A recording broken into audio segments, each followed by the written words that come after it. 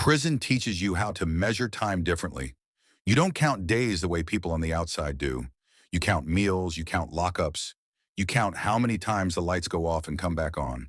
And sometimes you count losses. I had 16 months left on my sentence when the captain called me into his office. That alone wasn't unusual. What was unusual was how many guards were standing inside when I got there. There were 6 of them, all lined up along the walls. None of them were talking. None of them were relaxed. They were standing the way men stand when something has already gone wrong. The captain told me to sit down. I didn't. I asked why there were so many guards. No one answered. After a few seconds, the captain sat down himself. One by one, the guards followed. Only then did I take the chair across from him.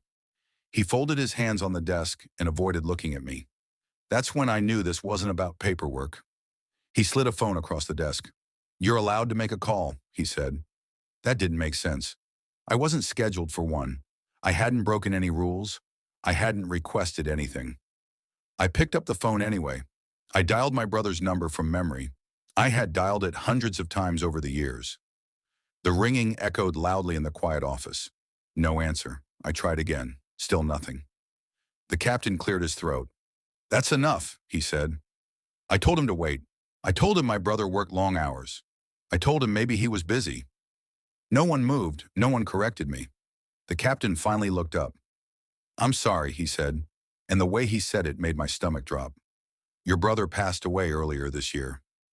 For a moment, I thought it was some kind of test, some cruel psychological evaluation. I laughed and told him that wasn't funny. He didn't react. I asked him when. He told me 8 months ago. I told him he was lying. So he let me make one more call. This time my brother's wife answered. She said my name softly, like she was afraid I might fall apart if she said it too loudly. She told me everything. The hospital, the funeral, the fact that my brother had asked for me near the end, even though he knew I couldn't come. I don't remember hanging up the phone. I just remember sitting there, staring at the desk, feeling like the room had gotten smaller. The captain asked if I wanted to speak with a priest. He asked if I wanted to be taken to a private cell. I told him no. I walked out of the office on my own and went down to the courtyard. I found a corner where no one else was sitting, where the walls were high enough to block the view. And I cried, not loudly, not the way people cry in movies, just quietly, broken, like something inside me had finally given up. It was the saddest moment of my life, and at the time, I thought it was the worst thing that would ever happen to me. If you love true dark stories that keep you on edge, hit subscribe and turn on notifications. That way, you won't miss a single story. People always want to know what you did before they decide how much sympathy you deserve. I learned that early. When someone hears the word prison, they stop seeing you as a person. You become a crime, a label, a headline that fits into a single sentence. I never hid what I did. I killed a man. There's no softer way to say it. I didn't do it during a robbery. I didn't do it over money. I didn't do it because I was drunk or angry at the world. I did it because he hurt my brother. My little brother was 14 years old when it happened. 14 and quiet, 14 and still trusting, 14 and scared to speak up because he didn't think anyone would believe him. The man who did it was someone we knew, someone who had been around long enough to feel familiar, someone my brother had been told to respect. By the time the truth came out, the damage was already done. I remember the night my brother finally told me. He didn't cry. He didn't scream. He just stared at the floor and talked like he was describing something that had happened to someone else. I felt something break inside me while he spoke. I told him we would go to the police. I told him I would protect him. I told him everything would be okay. But rage doesn't listen to promises. I found the man 2 days later. I didn't plan it. At least not the way people imagine planning. There was no weapon prepared in advance. No long speech. No dramatic confrontation. Just anger that had nowhere else to go. The fight lasted less than a minute. He died on the floor before the ambulance arrived. I didn't run. When the police showed up, I was still there. In court, they called it murder. They were right. The judge said my actions were understandable, but not justifiable. He said society couldn't survive if people decided punishment on their own. I was sentenced to 29 years. As they led me away, I looked back at my brother. He was crying then, crying harder than I had ever seen. That image followed me into prison. It followed me every day after. Prison doesn't feel like time passing. It feels like time stacking up. Days don't move forward. They pile on top of each other until you forget what the bottom looks like. After my sentencing, I was transferred to a medium security facility 3 hours from home. That was the last time I saw my brother in person for almost a decade. He wrote first. His handwriting was messy, rushed, like he was afraid the words might escape if he didn't trap them fast enough. He told me he was back in school, told me he was seeing a therapist, told me he finally slept through the night sometimes. He never asked me to apologize. That part haunted me more than if he had. At first, he wrote every week. Then life started happening to him, which strangely made the letters feel more real. He talked about his job at a small warehouse, about his boss, a loud man who smoked too much but treated him fairly, about how he hated waking up early but loved having somewhere to go. I kept those letters folded inside a paperback novel, hidden behind my mattress. They were the closest thing I had to freedom. Prison teaches you routines the same way water teaches stone. You learn when to speak, when to stay quiet, when to look a man in the eyes, and when to stare at the floor. I stayed out of trouble, not because I was afraid of more time. I already had enough of that, but because I needed to get out the right way. For him. Every year on my birthday, my brother sent the same message. Another year closer. We're getting there. And every year, I wrote back the same thing. I'm still here. I'm still trying. When he got married, he didn't tell me at first. He said he didn't want to make me feel like I was missing out. That hurt more than the truth would have. But when I finally saw the photo, him in a borrowed suit, smiling like he wasn't carrying the past anymore, I cried in my cell after lights out, quietly so no one would hear. I wasn't jealous. I was relieved. Time kept moving. My hair went gray at the temples. His letters got longer, calmer, steadier. He started talking about the future like it was something solid, something he could stand on. That's when he began mentioning my release. Casually at first, like it was a rumor. Then one day he wrote, I talked to my boss. When you get out, there might be a place for you. I read that sentence until the paper softened between my fingers. That was the first time prison felt temporary. But prison has a way of reminding you that hope is fragile. Because just when you start believing in tomorrow, that's usually when someone calls you into an office you've never been to before. The release date didn't feel real when they told me. The counselor said it like she was reading the weather. 16 months. Not congratulations, not sympathy, just numbers. 16 months is nothing to someone on the outside. In prison, it's a lifetime with an end.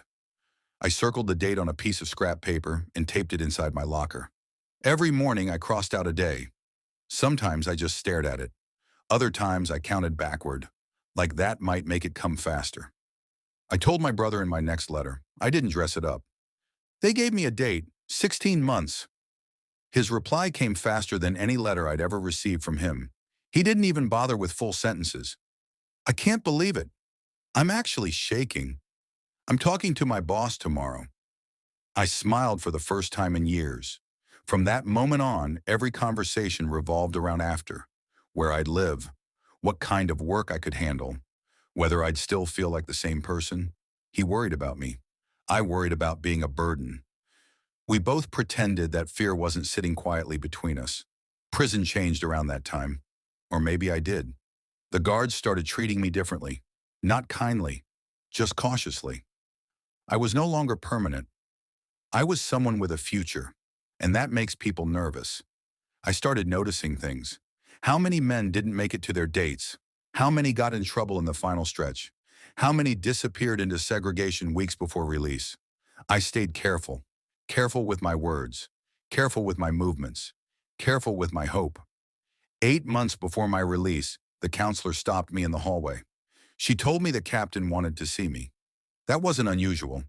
What was unusual was how many guards were already waiting outside his office.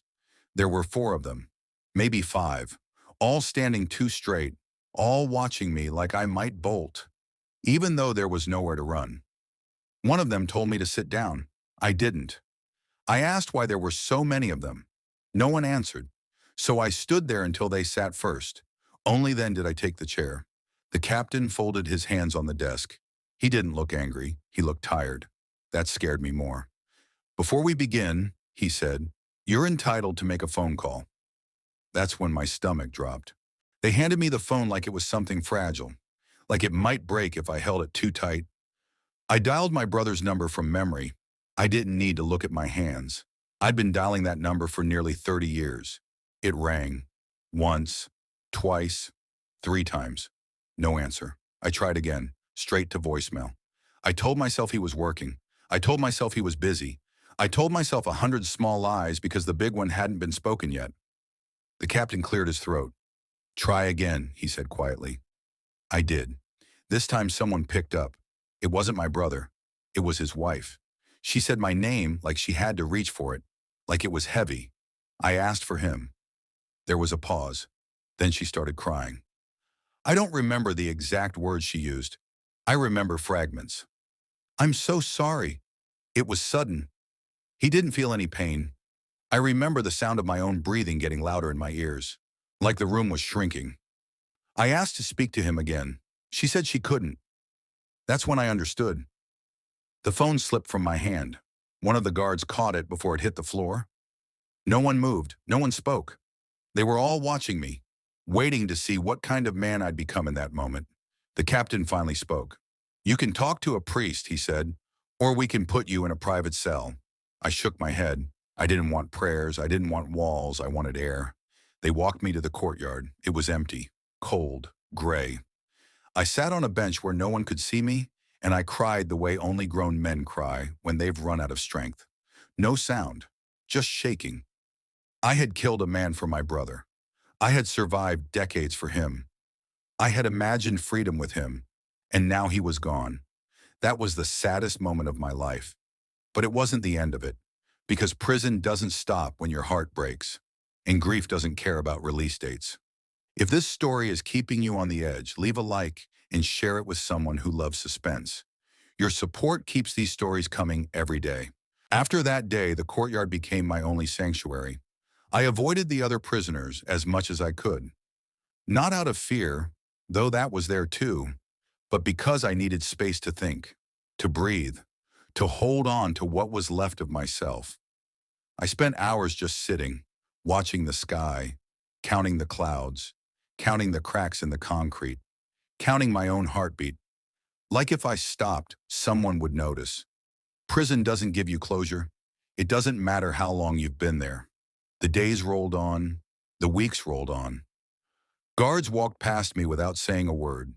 Meals were delivered, locked doors clicked, lights turned on and off. Routine became my only friend. Letters from my brother stopped arriving. It wasn't intentional.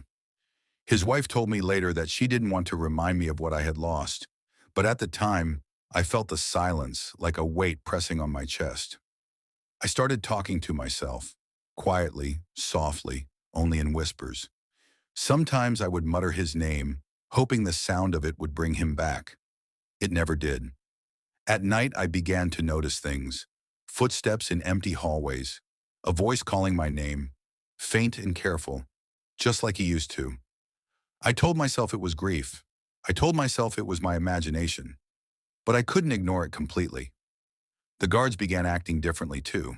They wouldn't look me in the eyes. They'd glance away when I walked by. One of them even crossed himself before passing my cell. I asked myself, do they know something I don't? I started paying attention to the details, the way shadows lingered longer than they should, the way lights flickered even when the wiring was fine, the small sounds that echoed too precisely in empty corridors.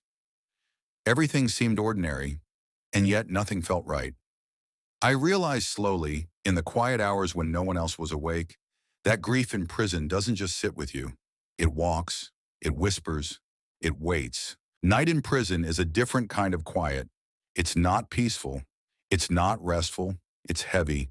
It presses down on your chest, fills your ears with nothing, and somehow makes that nothing feel alive. It started the first week after the call about my brother. I was lying on my bunk, staring at the ceiling, trying to make sense of the emptiness. That's when I heard it, a whisper, my name, soft, familiar.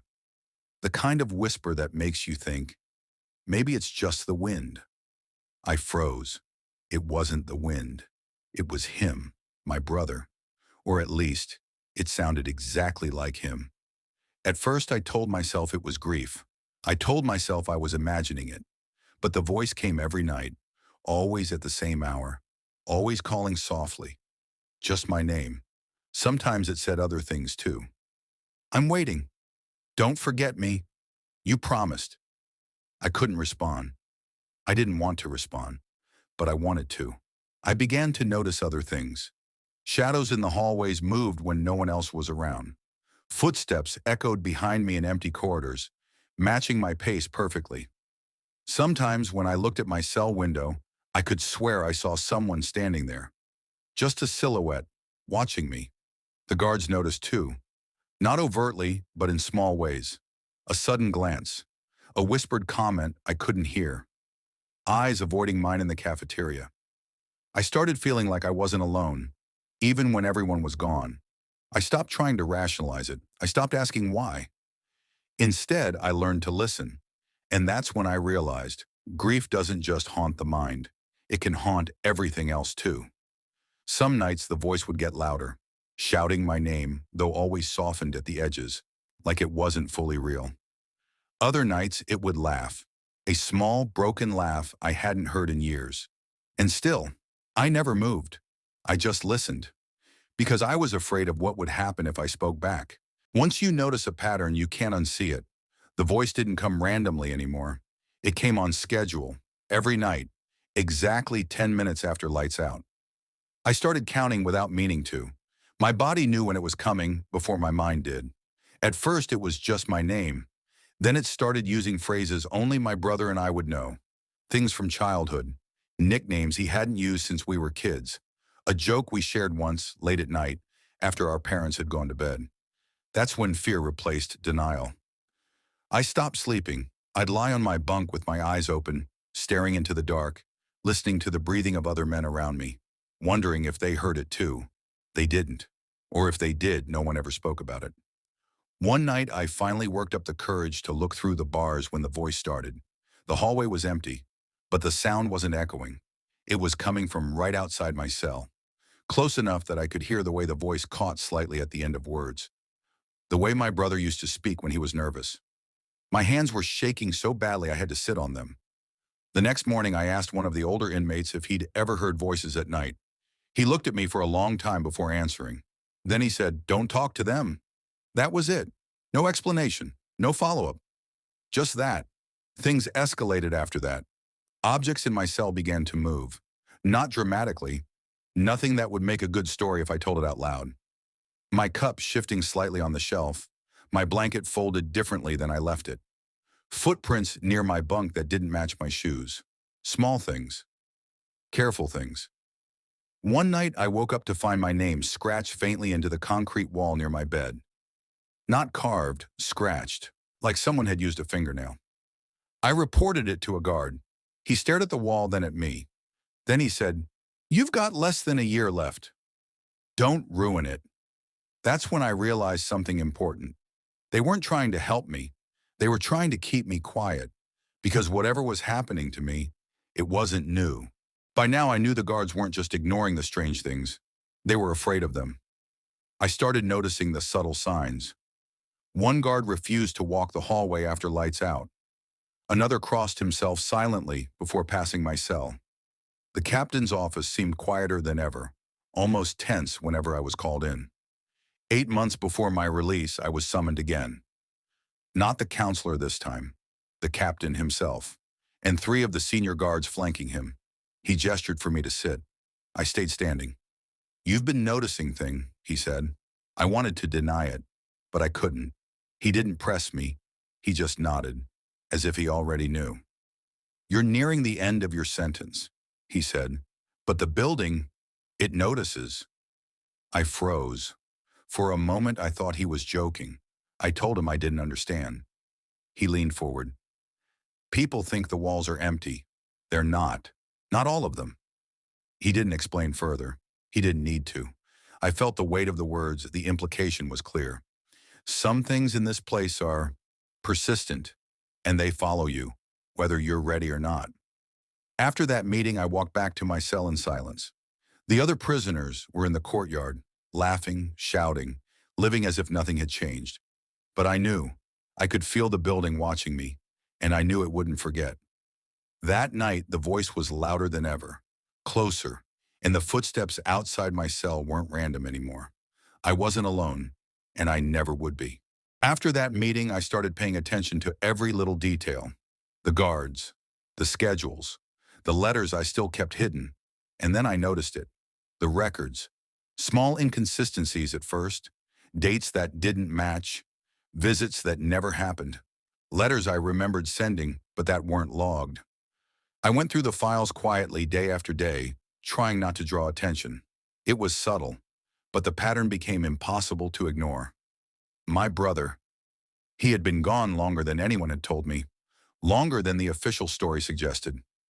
I started asking questions, to counselors, to guards, to anyone who would speak without looking away. They gave vague answers, shuffled papers, sighed heavily, and one of the older guards finally just said, "You weren't supposed to know yet." I realized slowly, painfully, that the life I had imagined waiting for me outside wasn't waiting. My brother had died months, maybe even years before I knew. The hope I had clung to, the letters I had treasured, the plans I had made, all of it was built on shadows. The voice at night, the shadows in the hallway, the scratches on the wall. They weren't just grief. They were reminders of what had been lost, of what I had been denied, and maybe of what I didn't deserve. I stopped sleeping again. Not from fear, not entirely. From the knowledge that my world had quietly changed while I had been away, and that no one would ever give me a reason why. Finally, the day came. The guards handed me my papers without a word. I didn't ask questions. I didn't look back. I just walked through the gates. The sunlight felt strange, too bright, too sharp. The air outside tasted foreign after decades of concrete and metal. I expected relief. I expected joy. I expected peace. But none of that came. The streets were quiet, almost too quiet. I remembered every corner, every building from the first time I had been sent here. And yet, it felt different. I felt eyes on me, not the eyes of people passing by. Something else, watching, waiting. I tried to focus on the plan my brother had left, the job, the apartment, the life. But each step forward felt heavier. The voice came back too, not from a cell anymore, but from the shadows, always just behind me, always whispering things I didn't want to hear. When I reached the empty apartment, I thought maybe I could start again. Maybe the nightmares could stay behind the walls of the prison. But that was a lie, because freedom didn't erase the past. It just stretched it out in front of you. And now, it followed me home. I didn't sleep that night, or the night after, or the night after that. I only listened, because some things don't end when your sentence does. Some things follow you forever. Freedom didn't feel like freedom. The apartment was quiet, too quiet. I unpacked a few things, sat on the bed, tried to imagine life starting over. But the shadows lingered. The corners seemed deeper than they should. And sometimes, I could hear a voice calling my name, soft, familiar, and impossible. I tried to speak about it, tried to tell someone who wasn't inside those walls. But the words never sounded right. They didn't carry the weight, the dread, the emptiness. I realized then that some things aren't meant to be explained. Some truths are carried alone. I still think about my brother. I still feel the hope I once had, but I also feel the guilt, the unanswered questions, the whispers that follow me at night. I don't know if what I hear is him or if it's just my mind reshaping grief into something I can't ignore. I tell this story now, not to scare anyone, not to thrill, but because it's true, because the nights are long, because some jobs don't end when your shift does, and some losses follow you home. I don't know if it will ever stop, and maybe that's the point. All I know is this: life, like the prison, leaves marks you can't erase, and some shadows never let you go. If this story gave you chills, make sure to like, comment your thoughts, and subscribe. More dark true stories are uploaded daily on After Dark Tales.